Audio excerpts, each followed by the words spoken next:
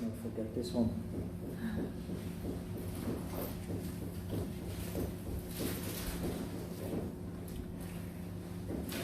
Lesson 10. Subject is Ishvara Pranidhana.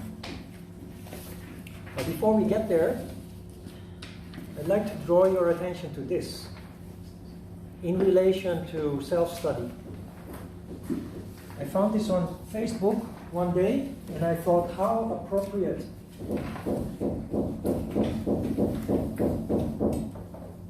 This is about the road not taken. This is about following the heart.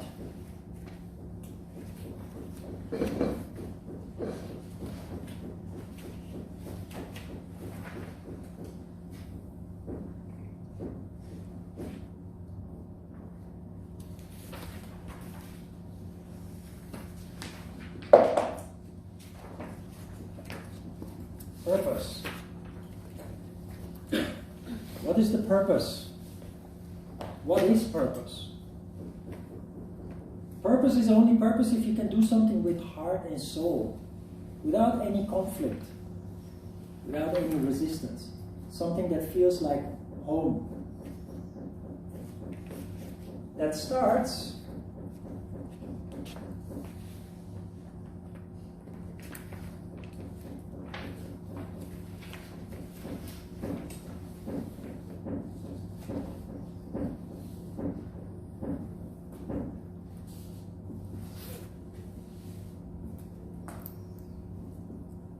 with this.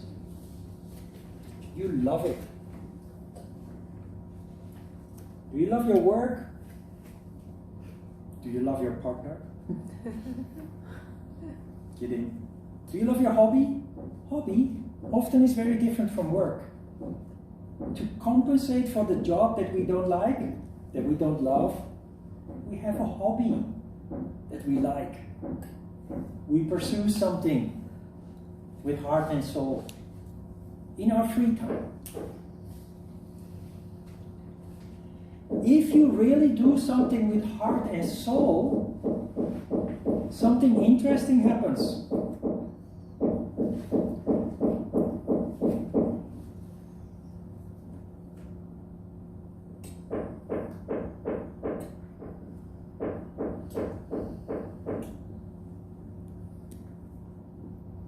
Passion. What is passion?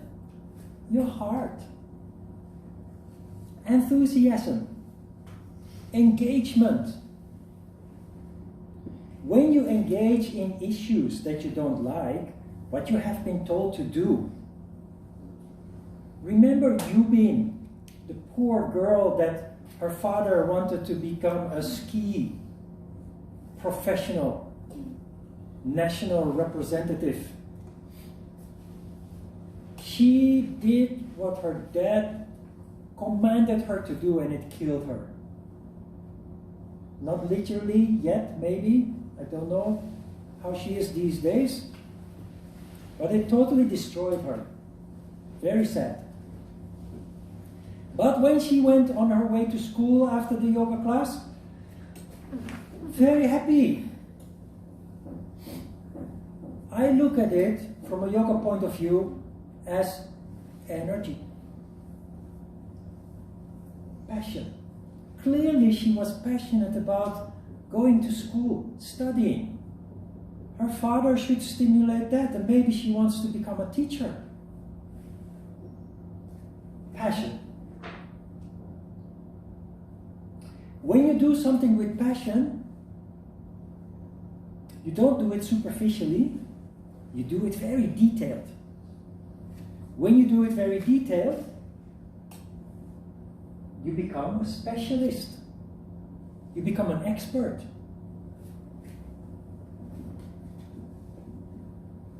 I'm using the words literally as in the graph.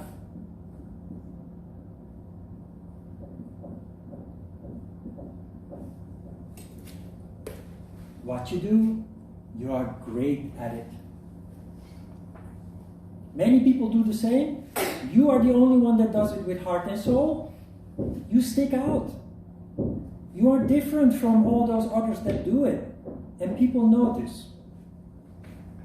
You are great at it.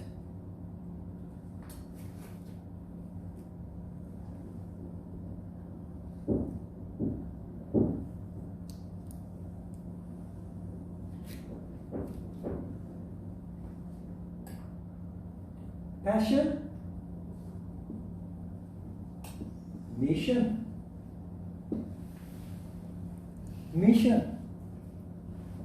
Mission means it doesn't matter whether it makes money, it doesn't matter if there is a status attached. You just do it because you feel deep inside you want to do it, so you volunteer. Mission.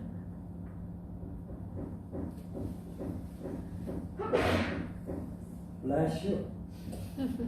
The world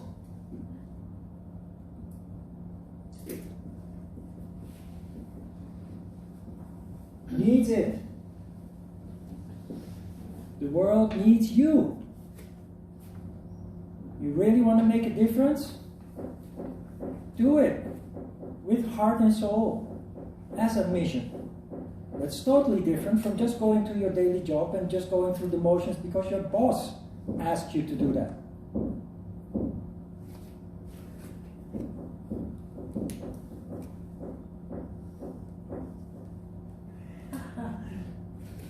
I always mess up things. Let me use another color. When you are great at something, eventually it becomes your profession.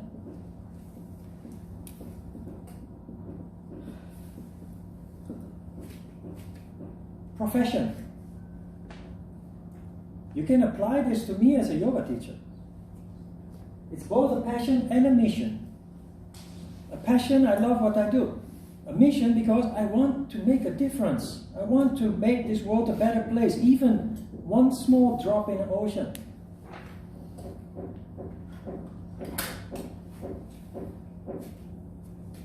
Profession, vocation, comes down to the same.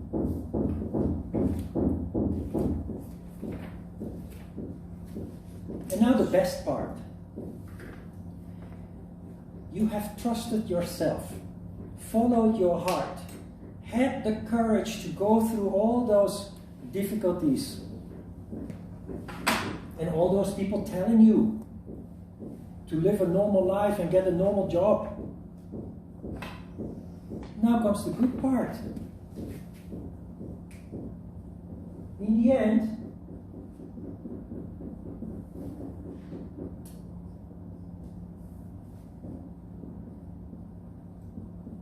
you even get paid for it. And then the circle is round. Then you have achieved what many people dream of but never will accomplish. That is to have a job that you love, that you're passionate about. You even get paid for it.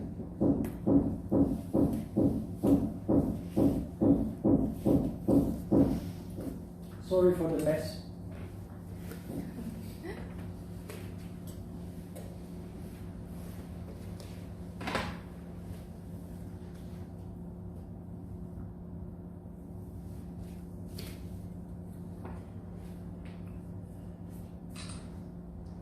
Ishvara Pranidhana, the last Niyama,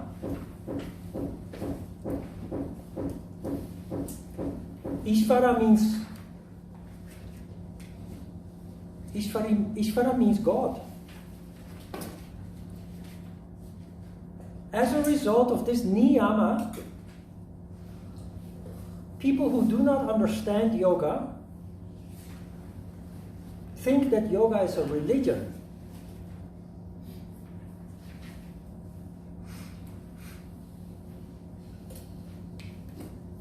The second word will explain what this is really about. And then we will come back to an explanation of the first word, Ishvara.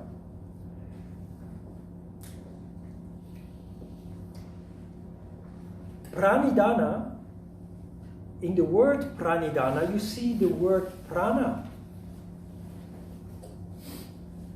Pranidhana means letting energy flow.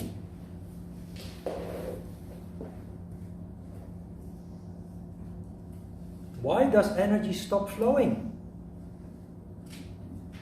Because we constantly resist, because we constantly fight, because we constantly cannot accept the reality that causes a tension that blocks your energy flow. So you become stressed, unhappy, your energy stops flowing. But apart from the stress and the unhappiness, it has much deeper consequences. When your energy is blocked, there is no vital energy anymore. So what happens? Naturally, all your energy condenses towards the bottom and you go back to functioning based on fear, doubt, worry, ego, desire. So it's a double whammy. Not only are you stressed and unhappy, unsatisfied, but also you have no vision anymore. You're not capable of overseeing the problem that you are stuck in. Incapable of finding a solution to your unhappiness and stress. Surrender to God if you interpret it literally. And then you think, oh my God, this is a religion. I will not come back anymore.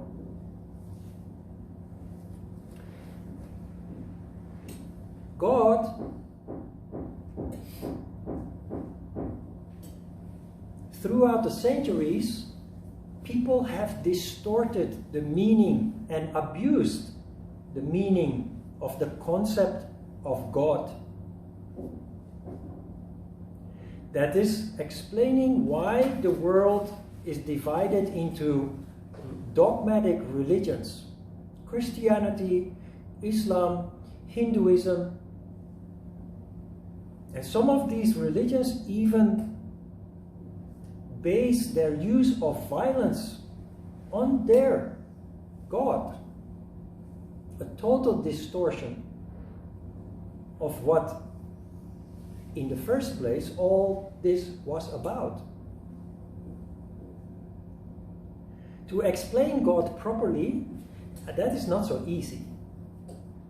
But forget about the idea that somebody sits on a cloud there with a long white beard and is looking down. That is very simplistic. To understand what the concept of God means, you have to first realize the magic of the universe. Everything in the universe is organized, ordered, logical. Everything has a reason and a purpose. If you don't understand that, look at our planet. There may be other planets in the universe where life is possible, but we haven't found one. As far as we know, the Earth planet is the only planet where organic life exists. And the reason why is because there is a very fine-tuned balance of circumstances and ingredients that makes organic life possible. That means it can't be too hot, but also it can't be too cold. There is a bandwidth between which organic life is possible. But it also means the appropriate chemicals are present, like carbon dioxide, oxygen, all the amino acids, proteins, all the right ingredients are there in a very balanced amount, allowing for organic life. that started with one cell, one molecule, one cell. And throughout several billions of years, that life has accumulated, resulted in very complex life as you are sitting there. With many billions of cells working in harmony to create a functioning organism. Now, if that is not a miracle, then nothing else is. We take it for granted because we never looked at it from this perspective. But the whole universe is like that. If there were no order in the universe, the moon would crash into the earth and destroy everything. If there were no... The earth is only one planet among, how many? 9 of our sun? But then the sun is one among many thousands that constitute our Milky Way, our galaxy. And all those stars and all those planets, they move, but they move in a very organized way. Just if you think of it, unbelievable. That is what is God.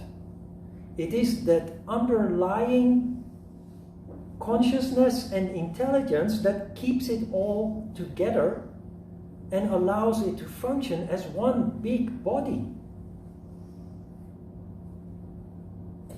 Our planet is part of a solar system that contains 9 planets, I think. But that solar system is part of a galaxy that contains how many? Millions of solar systems? And that galaxy is part of a universe that contains millions, if not billions, of galaxies. If you think of it, mind-boggling. You get lost if you try to comprehend, if you try to understand. But the point is the miracle behind all this. That has led to sophisticated forms of life with the possibility of consciousness, which is you, which is us. That is Ishvara, not some superficial concept of a superior being. We are all Ishvara. We are all part of that consciousness, of that intelligence that constitutes the universe. Now, when you understand that, you come to the conclusion that the way that we live now in the societies of the modern world, we have become very selfish, very egoistic, because we don't see that unity anymore. So the world is full of chaos. There is chaos everywhere. We are destroying the ordering, the fine-tuned balance of the universe, because we cannot see the whole picture anymore. Only we can see our individual self. But when you understand this, you realize you're part of a bigger whole, and we are all responsible for maintaining that. We all have to do our part to maintain that. So it's not limited to you, it's not limited to only your family or your village. You can extend that circle more and more. In the end, we are responsible, all together we are responsible for the world at large. That is one of the elements of Ishvara Pranidhana. That is that you let yourself, your ego, your small ego go and start functioning based upon the community.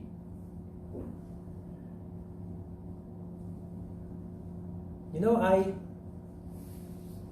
when I started practicing yoga, I got rid of my TV because it was polluting. It sucked my energy out.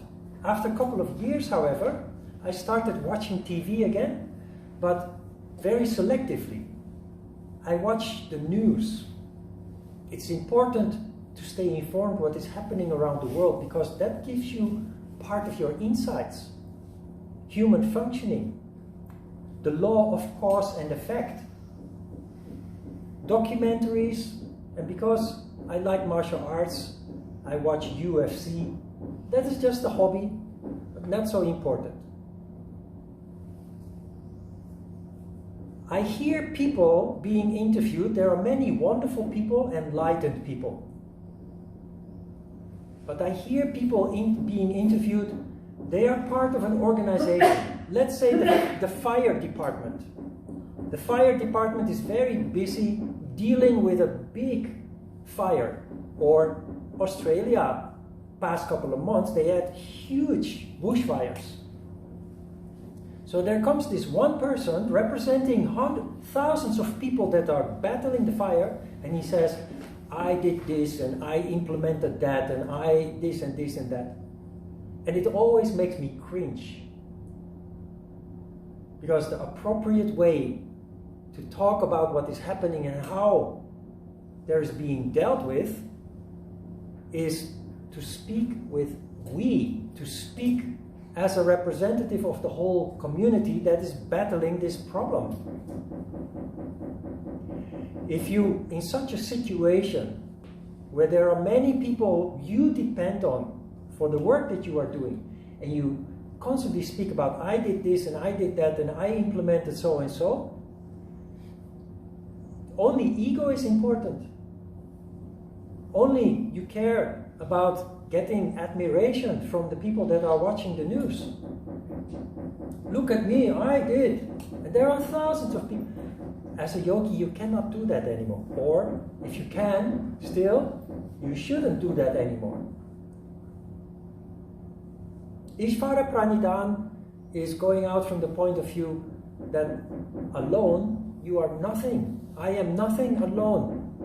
I cannot do anything without you guys. If you guys are not here, then I sit here alone. What am I going to do? I can sing Om, of course. No, just kidding. Stupid.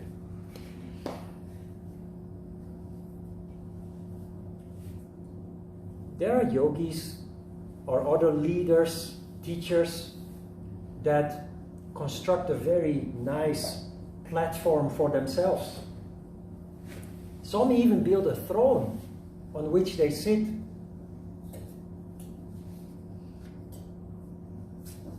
When they were constructing a gym, when they were constructing the studio in Yoido, they asked me, where should we put the platform? You know, most yoga studios, they have a platform. The teacher is on the platform and the members are down there. So how high should it be and where should, the bigger the room, the bigger the platform. I said, no platform. We're all the same. I don't want teachers, I don't want me to stand on a platform looking down on the students or the members that are in the yoga class. That's Ishvara Pranidhana, we're all the same. Okay, maybe I know something about yoga. That doesn't make me better than others. You know something about food. You know something about computers. You know something about medicine. You know something about... Everybody has their own skills and specialities. Well, mine is yoga, so what? That doesn't make me different from you. We could reverse roles and you could lecture about something that you are passionate about. That is Ishvara Pranidhana. Beyond ego, beyond self with a small s. That is, you know, many yoga teachers, when they have reached a little bit, a level higher than just pure exercising classes, they often talk about the divine and God and what have you. But they're not really. It's all rhetoric. You understand rhetoric? It's just words to impress, to sound mysterious, like the yoga teacher that walks around with the hand behind the back while you are in a very difficult first warrior pose, sweating And they walk around and they say with slanted eyes, connect your body with your mind and your soul. They can't explain if you ask, what does that mean and how can I do that? But it sounds very mysterious. They overwhelm you and they impress you in that way. And when you ask questions, you're just being a nuisance.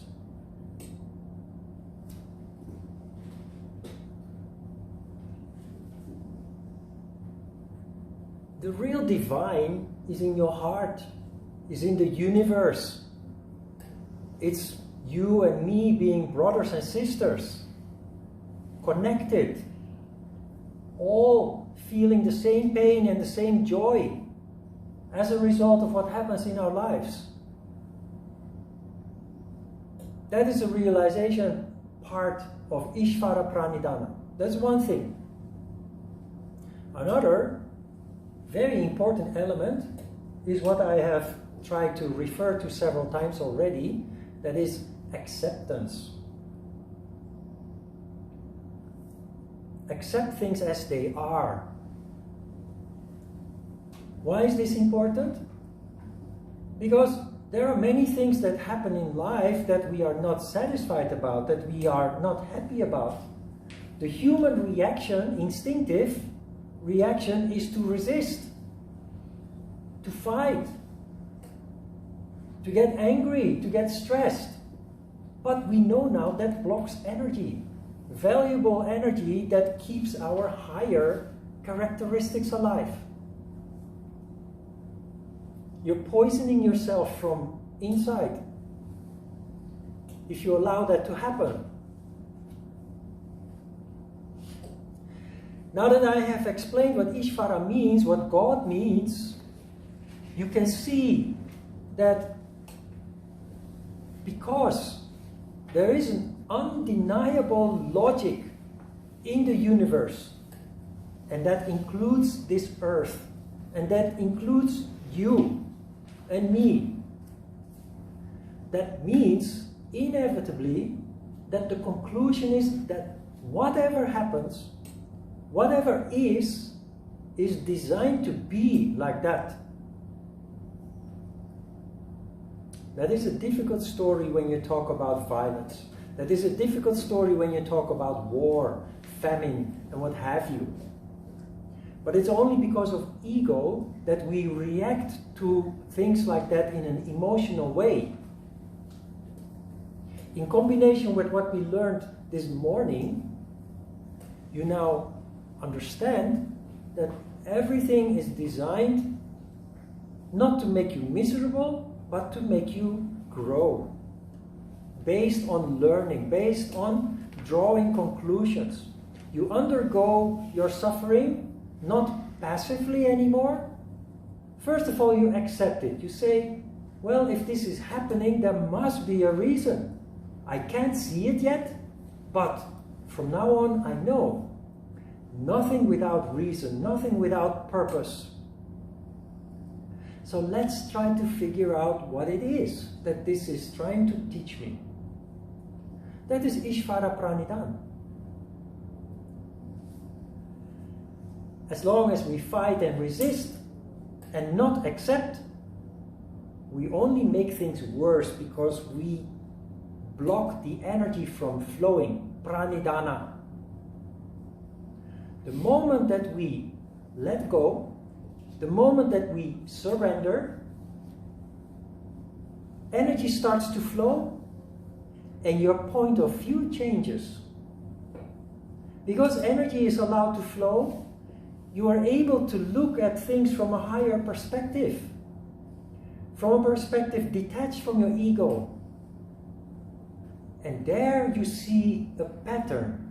There you can see the reason for the misfortune, the misery, the obstacle that has come onto your path. So one does not go without the other. Again, it's like a paradox. Misery is there. If you react like a normal human being, it blocks your energy and you get deeper and deeper in that misery. So we know how it works now. So like it or not, you have to overcome your ego and just let it go. Remember, you cannot turn back the clock. You cannot change what has already happened. What you can do is change your attitude. What you can do is not go along in the misery and the suffering. Instead, you adopt a different attitude, an attitude not of a victim, but an attitude of constructive and positive approach.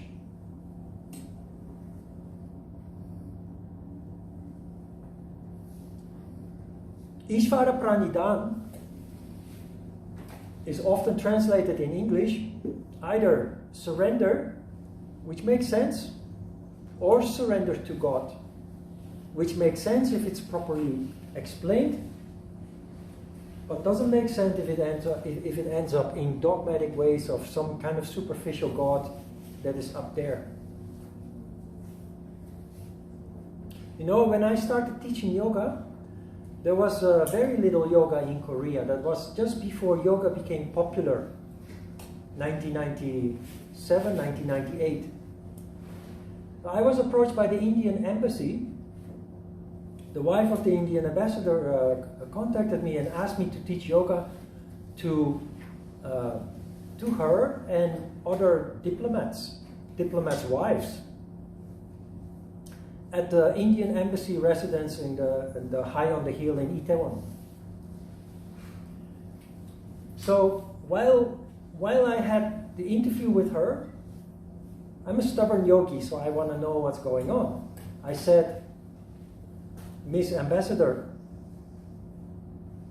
surely there are Indian yogis you could ask to teach yoga instead of a Dutch cheesehead.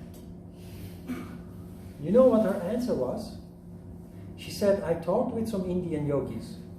They talk too much. Not only do they talk too much, they're constantly talking about God. And she knew from me, from my reputation, that my approach is very practical. And especially when it comes to 1 hour classes, 1.5 hour classes, we exercise, we don't talk much. That's what she was looking for. Not all that dogmatic talk. That is really not very helpful or even distracting.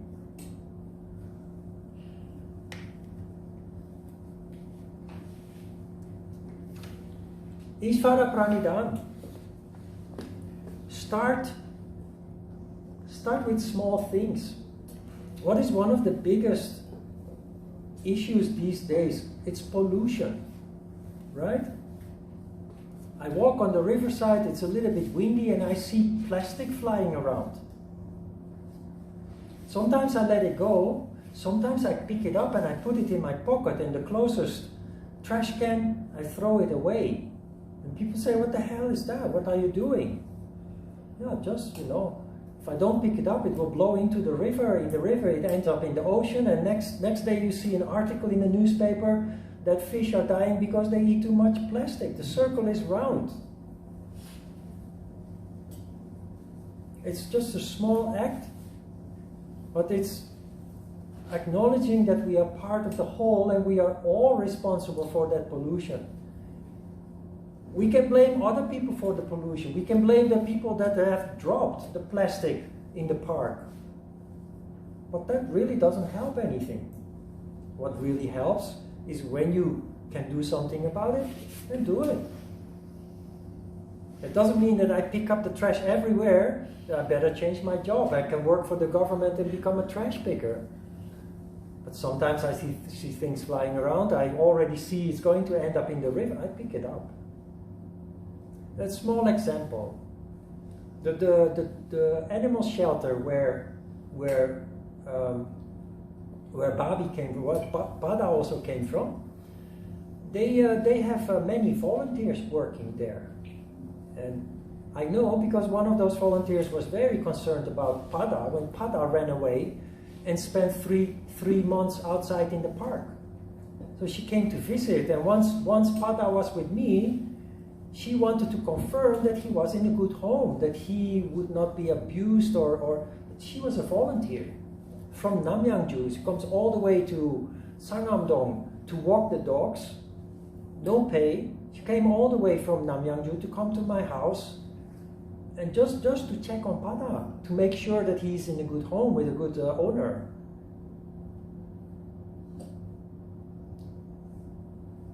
That is this. You know, I have conversations with her because she visited several times and we communicate with each other. And she's very uncertain about the future, and I told her, don't worry. She said, I am volunteering because 좋은 사람 되기 위해서. 좋은 사람 되기 위해서 노력해요. I'm doing my best to become a good person. I said, you already are. Look at what you did. You spent nights looking for Pada with a bag of food, and even though you couldn't find him, you left food behind. You were so concerned. And by the way, I'm talking as if talking to her. That's what I told her. I said, it is because of you that Bobby is now together with her brother again. You rescued Bobby's life twice. First in the center, where she was dying because she was so miserable. And then, you know what happened? When Pada started becoming a little bit stable after 3 months, I sent her a text message and I said, I'm curious about the other brothers and sisters of Pada. So she sent me like 20 photos and videos. Only Bobby. Only Bobby. So there was a purpose there. The universe has a purpose. So I said, what about their mom and the other 2 brothers and sisters, the other siblings? She said, I only have these. The other are already adopted already long time ago. It was a last-ditch effort to get Bobby into a good home. Because Bobby still, she's much better, but so unstable. Nobody can handle her. In the center also, they've given up. Because you cannot touch her, you cannot put a leash on her, she cannot, so she didn't eat anymore, she was depressed. They basically were waiting for her to die. So she sent me all those photos and videos hoping that it would touch me and I would draw the right conclusion, and I did. So I told her, don't worry about becoming a good person, you already are. But you know, when you're young, you don't see that. You cannot always see that. And we live in a very harsh world where people are always ready to criticize, where people are always ready to scold you, and always ignoring your good characteristics. Don't be like that. If you see people with good personality, with good characteristics, don't do what other people do. Those people are the most valuable. They're also the most vulnerable. They are already on this path, following their heart. Because by nature they are more conscious and sensitive than other people. They are natural yogis. But without the control tool that we have, they get hurt very easily. It's the people that eventually jump off a bridge. It's the people that eventually get hurt tremendously. If you see somebody doing something good, let them know. That is Ishvara Pranidhana. You know, some people say namaste, and then you ask, what does it mean? And they say very mysteriously, it means the divine in me greets the divine in you. And then they turn around and they go about their way of criticizing things and everybody. And no, the divine in me and the divine in you is indeed there. And if you really want to honor it, stop doing those stupid things and be nice to each other. Give each other compliments about instead of criticizing trivial things, stupid things. Yeah, you're getting too old, you must get married. I think many of you recognize this, you all the time. But if they look twice, if they look more carefully, they will see who you really are. And instead of criticizing, they would stimulate you to follow up on that. Then the marriage may come without any effort later on. It works on all levels. If I keep telling you, you must do this and you must do that, you will never do it. However, if I let you free and I stimulate you on your good points, that what I want you to do, eventually, without having said it, will eventually be fulfilled as a natural consequence of all that. Ishvara Pranidhana. You keep criticizing, you keep blocking the energy. Your parents should come here.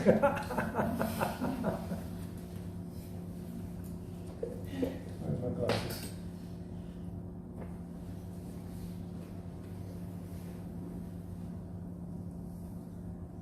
Yeah, in page 2, towards the bottom, Ishvara Pranidhana impedes.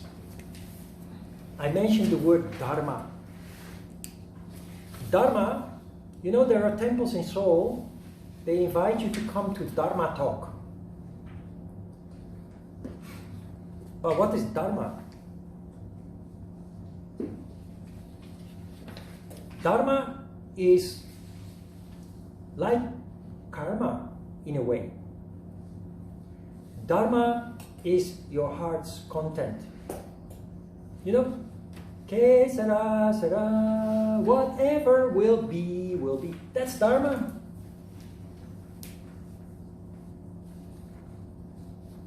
What happens in your life has a reason and a purpose. And when you start seeing that, it's Dharma. My Dharma, my karma and my Dharma has brought me to where I am today. In Korea, as a yoga teacher, and with 2 dogs.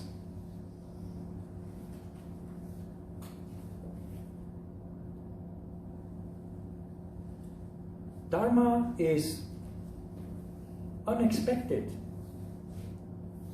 You can map out your life. This is what I'm going to do, and then that should be the next step, and that should be the next step. And by the time I'm 65, I retire, and then this and that is this is where I will live, and that is what I will do. It's very possible to live like that, but you kill your vital energy. As a yogi, you live more in the presence, the here and now. And you do map out, to some extent, your future, but you leave a lot of room, flexibility for change.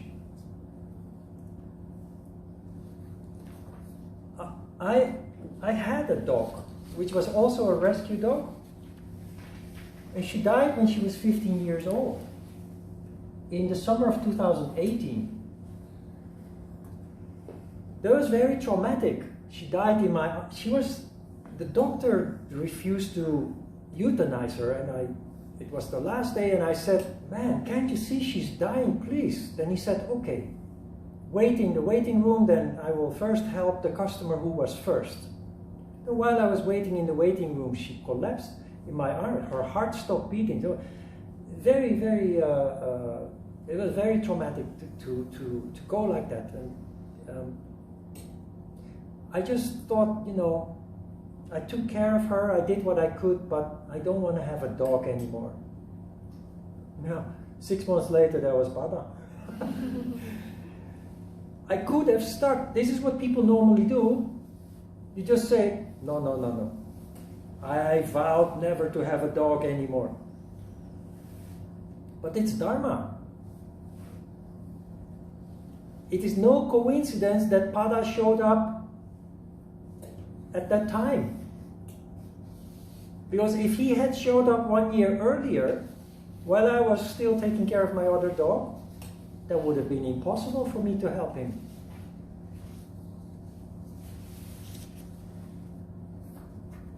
Whatever will be, will be. Take it as it comes. And it sounds like a religion, but the universe will guide you. Everybody saw disaster when I adopted Pada, and even more so when Babi came into the picture. I saw very different things. Because I saw joy again coming back in my life. I saw a reason and a purpose again coming back into my life. Inspiration has returned. I'm busy, but I'm happy. And the rest, the universe provides. The universe will guide. So I preferred to use the word universe instead of God. But you know, all those people that warned me not to adopt Pada and later his sister Babi, they're now looking in admiration at those two wonderful dogs that are so well behaved. They're special, they're sensitive, but they're so nice, so sweet. And they're beautiful on top of that. The fox and the wolf. What a fairy tale. For me, that confirms people are guided by their lower chakras, fear, doubt, worry. And it keeps them from achieving the most wonderful things in life. I follow my heart. Sometimes in other people's eyes it looks like I'm diving into disaster, and it turns out into something wonderful. That is Ishvara Pranidhana.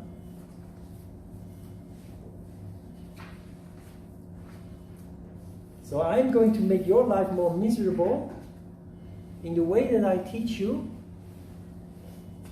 but rest assured that it will turn out more wonderful than you ever dared anticipate. It takes time.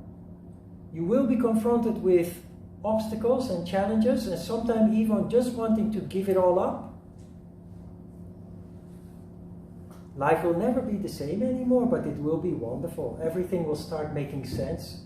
Things will start falling into place.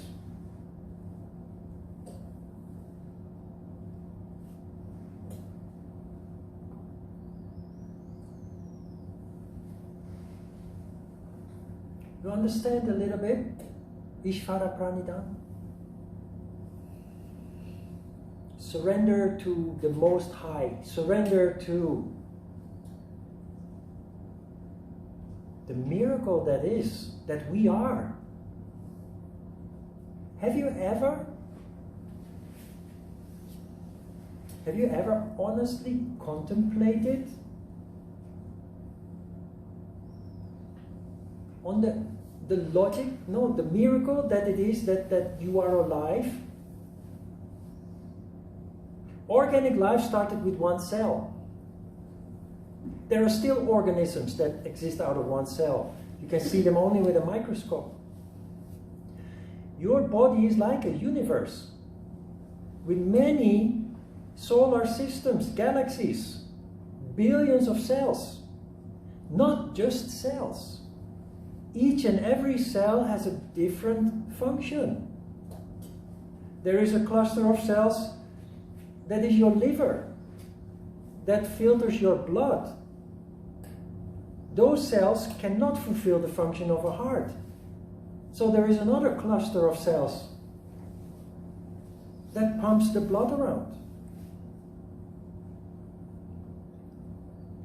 Then your movement, your muscles, your glands. And the most miraculous of all is something that you can't touch, that you can't see, that you can't taste or smell. And that is your consciousness, your spirit. Your intellect, your ability to reason.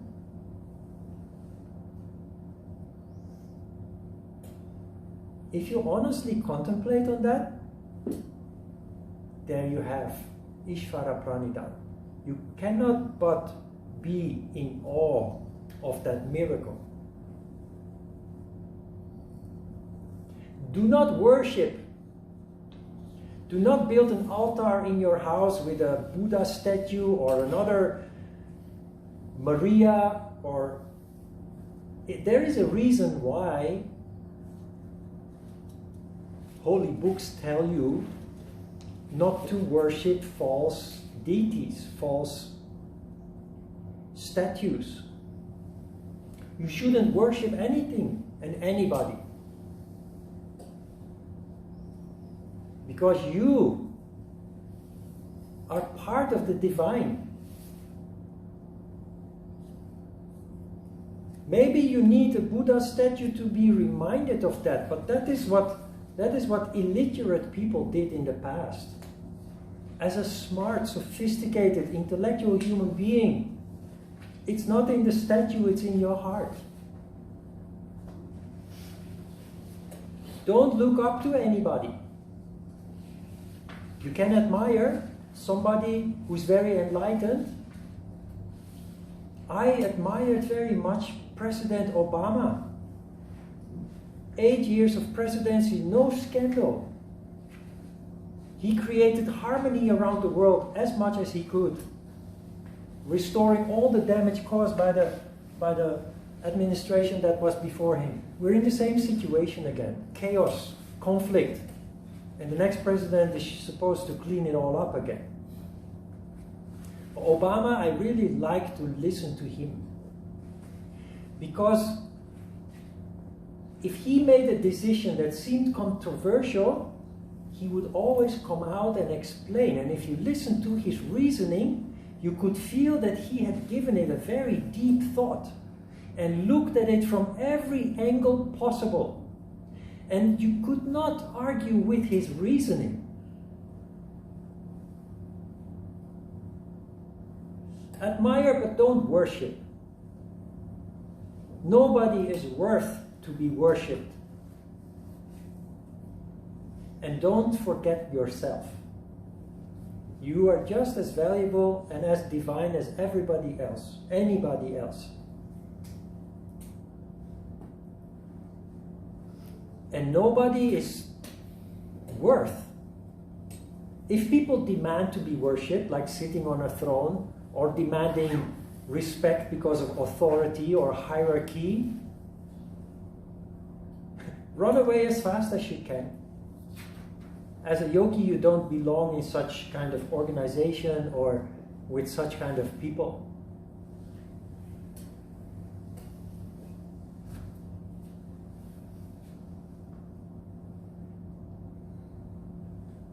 Okay, questions? Ron, Yeah. I'm still a bit confused with the Dharma. Dharma? Yeah. Should I take it like the destiny? Yes. Destiny. It's kind of Dharma is destiny.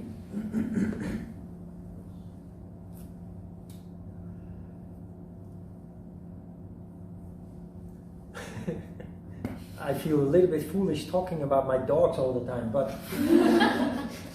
but it was my destiny. You know, let me give a little less frivolous idea. I came to Korea 1997, and I ended up in a relationship with a lady. And it was a relationship that lasted for 11 years with many, many conflicts. The last bit of hair I had left was gone. But it was my destiny. I don't blame her for anything. I don't point fingers. It was exactly what I deserved. It made me grow. It has contributed to becoming the teacher that I am. So most relationships are karmic relationships. If you understand that, then you understand that the relationship is designed to help you grow. If you have the right, we have talked about this the whole day. Because a relationship starts with love, it can cause a lot of misery. But try to see that misery as a reflection of yourself. Why did you become attracted to this person and vice versa? And not to another one with less misery? Because you have something to work out. And if you pay attention and approach it in the proper way, you will indeed learn and grow from it. But if you do like most people do, all you have is just a miserable life. So try to grow, try to first of all accept it as it is. Don't try to change your partner if your partner is causing trouble, because it will make everything worse. Your partner sooner or later will have to discover themselves that what they are doing is not correct. You send them to a yoga class. No, but that is Dharma. The people that you come across in your life, that come across your path, that is Dharma. If you ignore that, you stand still. Like most people stand still in their growth and development. They want to stay in their cocoon. But when you are sensitive and conscious, you feel when something is meant to be. In a karmic relationship, there is a lot of passion, very strong attraction that you cannot ignore, that you cannot let go. I had that with Pada also. That is how I knew that the question about the head and the heart can be answered in that way. It's so strong that you can't ignore it, that you have sleepless nights about it. It's meant for you. It's meant to, even if it causes disruption, even if it causes misery. But if something just leaves you cold, it's okay if it's not, if it's okay if it's there, then it's a construction of your mind. Then it's better to ignore.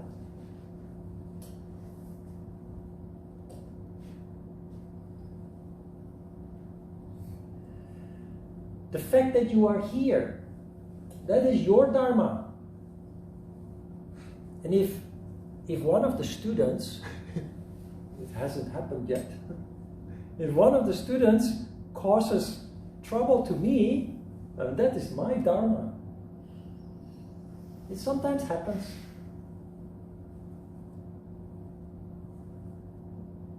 Neda. You're kind of like... I'm confused right now. Eh? Oh, I'm confused. So, you mentioned many relationships are karmic relationships, and then if it's not a karmic relationship, then it's a construction of our mind? No. That is not a good conclusion. That's why I'm confused. Even if the relationship is the result of calculation, construction of the mind, it's karmic. It's your Dharma. So why? Because you calculate, because based on what? Based on economic prospect. You have a good job and you have a good family background, so I want to be with you. You don't feel love in your heart, but you think, if I'm with you, I will have a comfortable life because you have a good job and you have a good future and a nice house. That is a calculation constructed in the mind, but that's also Dharma. Because at that moment that you made that calculation, that is the level at which you functioned. Now, inevitably, this will lead to a lot of conflict and misery. And if you draw the right conclusions, you evolve. And the next time when you come across somebody,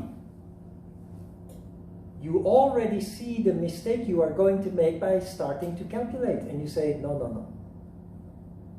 If I don't feel anything, if there's no passion, no love, then this is not for me. So, the opposite, then, is there a non-karmic relationship that exists? Non-karmic, everything is karma, everything is connected, everything has a reason. Everything is cause and effect. Yeah. So result. When that relationship has done its Right. purpose, We then say, that friendship or relationship like vibrates away. very good. It can go two ways. One is that what you imply there is that it has run its ways. We say karma has burned up. Mm-hmm. Then you grow apart. But there's another possibility. It can happen that you grow apart, karma is burned up, or you become one.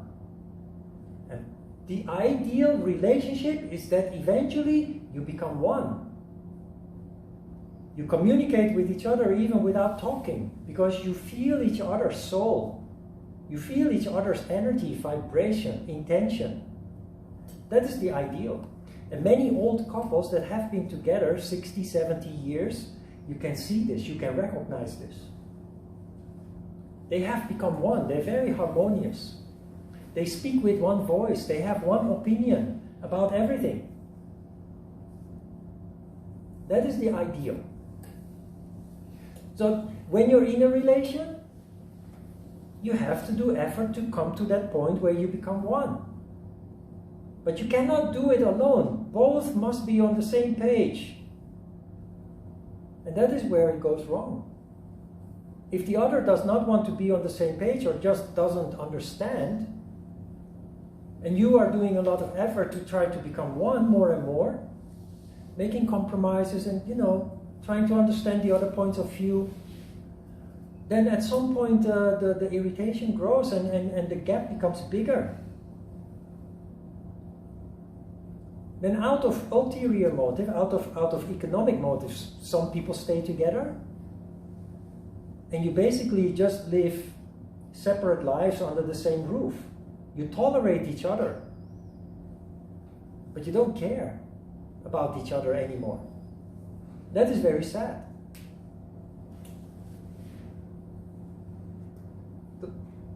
Either move on, but better is, of course, if you do effort and both do effort and you become a unit, a unity. Marriage is a paper, is a procedure. You go to the city hall or to the GU office and you sign a paper. That is not marriage. The real marriage is the melting together of two souls. And that takes time and it takes effort. But effort must come from both sides. One partner in a couple of two can't do it alone. Is there only one person in our life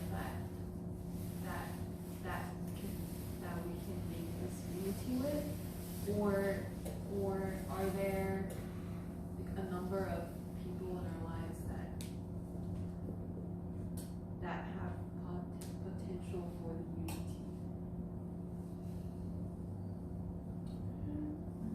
I think I cannot answer that question. I think as a yogi, you have to keep things simple.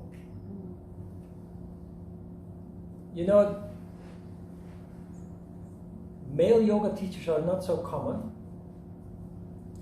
But when I walk on the riverside and talk with somebody, because they like Bada and Babi, not because I'm so pretty, handsome, but they like Bada and Babi, so you end up in a conversation and they find out that you're a yoga teacher. Very often the reaction immediately is, oh, you're a yoga teacher. Well, then you must have many girlfriends. Oh, I didn't think that way. No. what I'm trying to say is, if they understand that you're a real yogi, they would never ever say something like that, because a real yogi is impossible to engage in many engagements, so to speak. Not even relationship, but just as a yogi, you will see over time you will have less and less friends. Why? Because you become purer, you become simpler, and only those that you truly connect with remain, and the rest is all clutter, distraction. You become too sensitive to engage in multiple relationships. Relationship is serious work, it's serious business. That is not something to be light about. That's a mistake many people make. I think the main point for everything is consciousness. Of course. Even in a relationship. I Consciousness. think problems come always from people let their mind blowing, like not keep them tight in one place. And in my point of view and in my own experience, sometimes we have a tendency to fix the other problem, not our own. Exactly. So it is always create problem inside a relationship. Yes. We tend to fix the partner. We tend to ask them to change themselves, but we never try to return to our inner person. Yeah. So it is my own experience.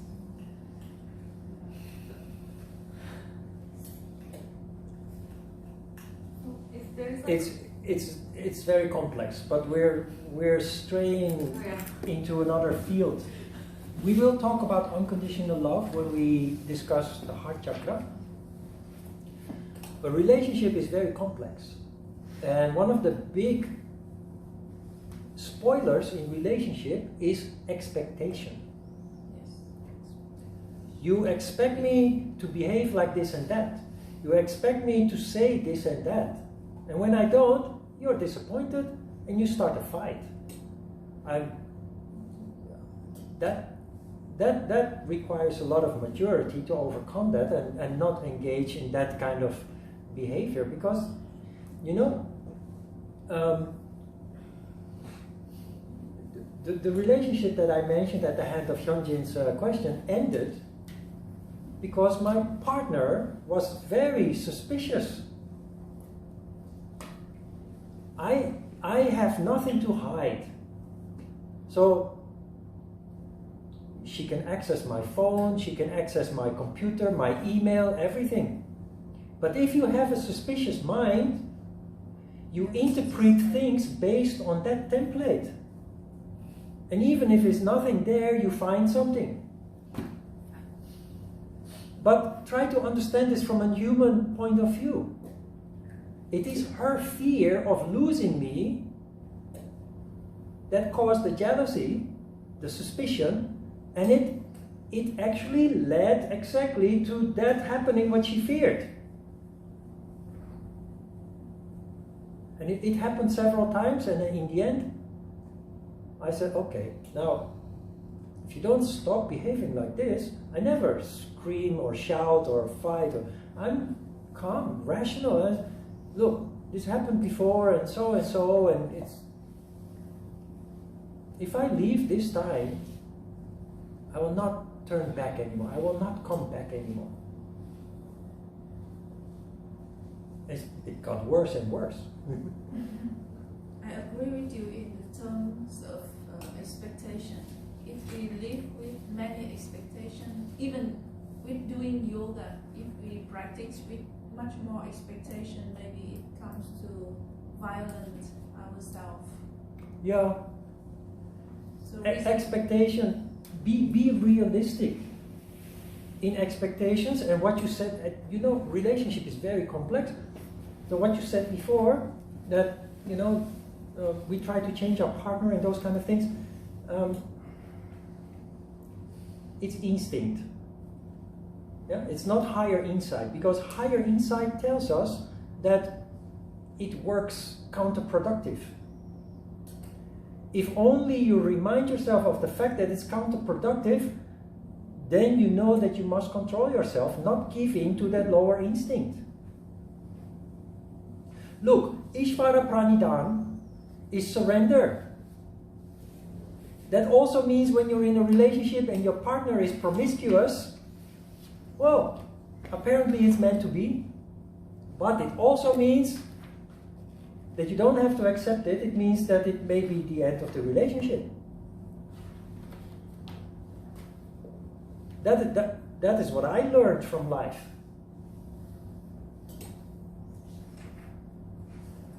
You know, I've been accused of loving my dog more than my partner. That is so unfair, not to me, to my dog. My dog, no, seriously, my dog relies on somebody to care 24 hours a day. They need to go out, they need to have their food, and like a human being, they thrive best if they have a routine. Every day the same kind of routine. I'm very good at that. It's very boring, but very powerful tool. A dog cannot reason. A human being can. Then your partner said, "Oh, you love your dog more than me." That's not fair. But there is no reasoning with that. There is no arguing with that.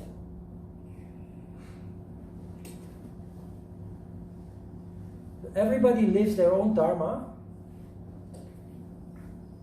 Yeah, it's sad that sometimes it means that things come to an end. Well, actually, the conclusion that it's sad is actually in itself not correct. Because if you stay in that situation, you deny yourself the opportunity to follow your road of dharma, to continue to grow and develop and learn. I didn't have many relationships in my life, but those few that I had, I see an evolution. It made me a better human being. It made me a better partner. Without that experience, you don't grow. That is dharma. That's also dharma. As long as you're honest, truthful, non-violent, etc. Purity of motive.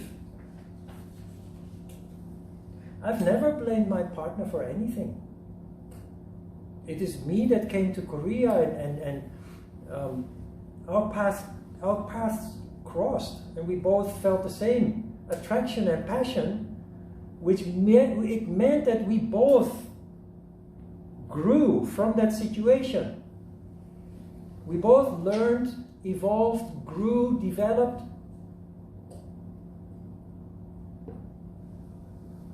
We will come back to this later.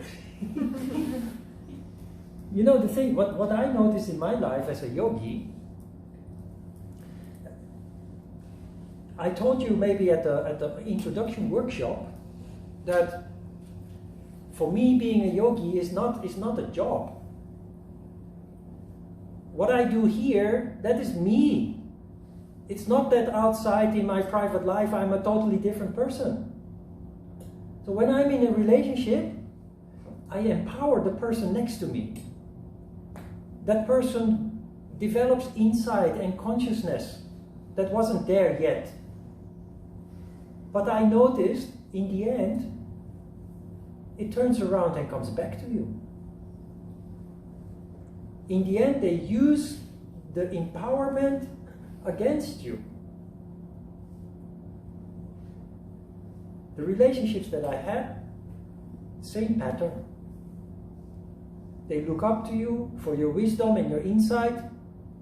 And when they acquire the wisdom and the insight, then they use it against you. That is a little bit sad, but that is also dharma. So better to have a dog or two. And maybe one day you find somebody who likes dogs also.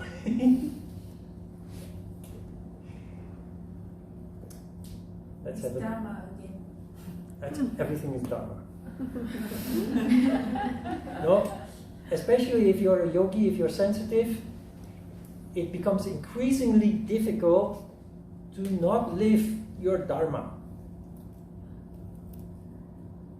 I cannot go back to having a normal job anymore.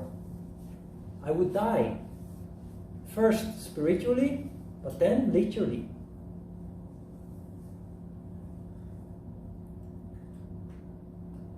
I cannot go back to Holland also. I can, but I will not feel at home. I will feel out of place. My heart is here. My heart, literally, my Dharma is here. That's why after 23 years I'm still here. I have Korean nationality. And 2 dogs. Let's have a short break. Thank you for the questions.